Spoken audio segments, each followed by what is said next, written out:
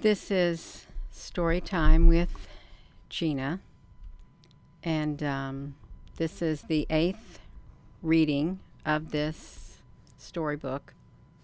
It's various stories, you all. Sorry about this lighting right here. I can't seem for the life of me to get it straight, but it's okay.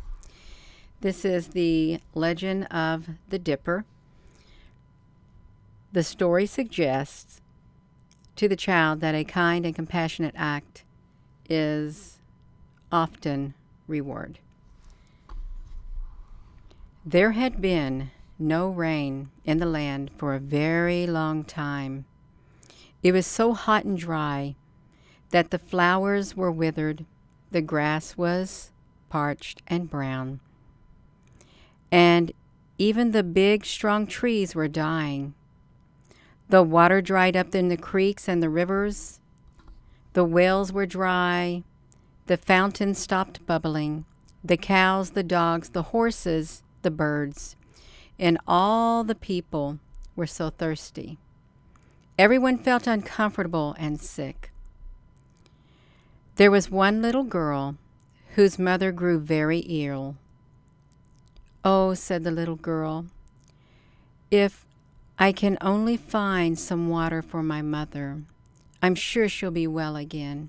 I must find some water."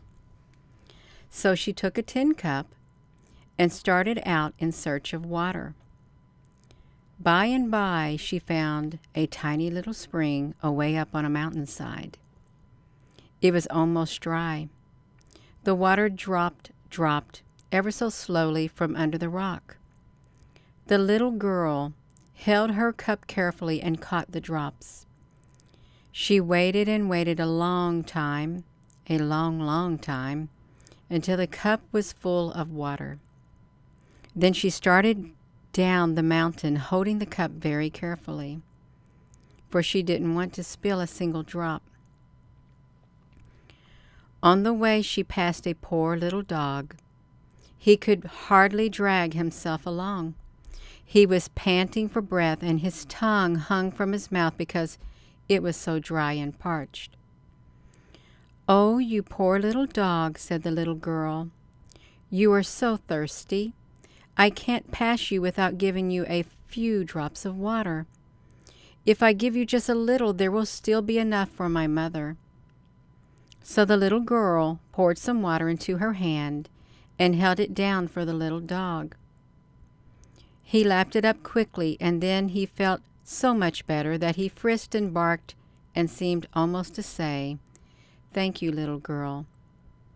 And the little girl didn't notice, but her tin dipper had changed into a silver dipper and was just full of water as it had been before.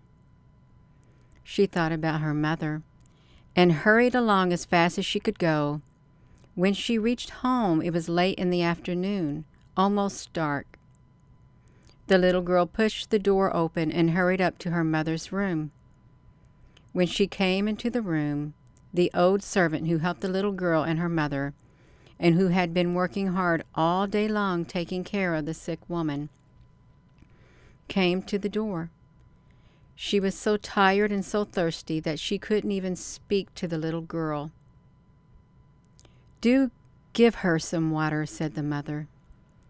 "She has worked hard all day and she needs it much more than I do." So the little girl held the cup to her lips, and the old servant drank some of the water. She felt stronger and better right away, and she went over to the mother and lifted her up. The little girl didn't notice that the cup had changed into a gold cup and was just as full of water as it was before. Then she held the cup up to her mother's lips, and she drank and drank. Oh, she felt so much better. When she had finished, there was still some water left in the cup. The little girl was just raising it to her own lips when there came a knock at the door. The servant opened it, and there stood a stranger. He was very pale and all covered with dust from traveling. "I am thirsty," he said. Won't you give me a little water?"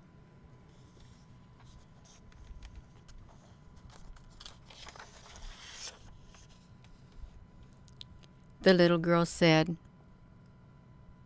"Why, certainly I will. I am sure that you need it far more than I do. Drink it all."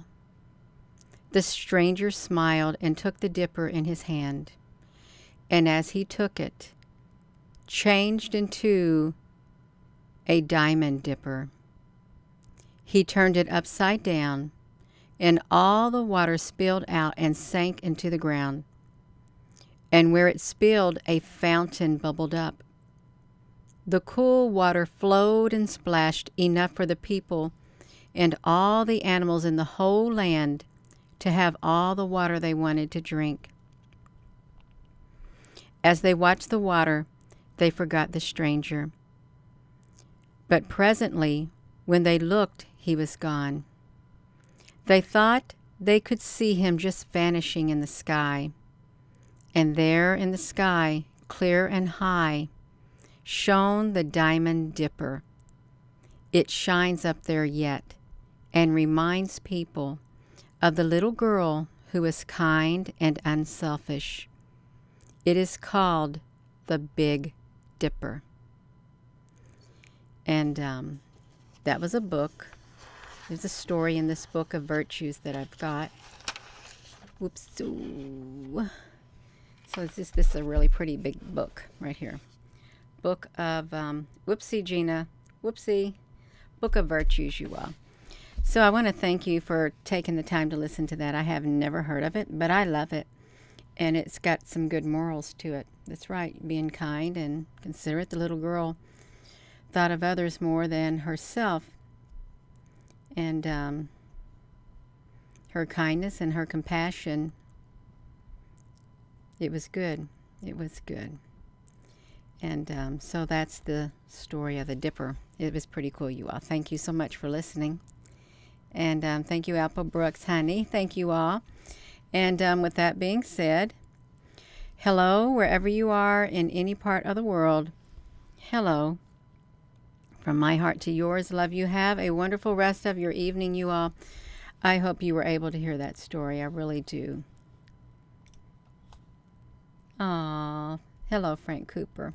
You're so welcome, Apple Brooks, honey. You're all so welcome.